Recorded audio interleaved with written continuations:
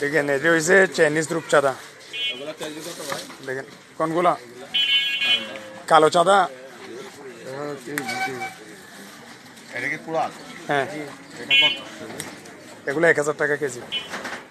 আর এটা কালো চাঁদা পড়বে তো আপনার 900 টাকা, ত্যাগ চাঁদা পড়বে তো আপনার কেজি 900। আর সুন্দরী কুড়াল আছে আপনাদের 1000 টাকা করে কেজি।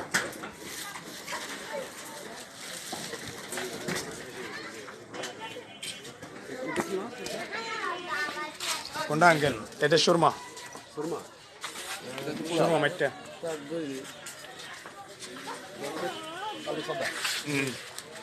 টেবিল আর কাম বাইরে করে কিন্তু মাছ আর কিন্তু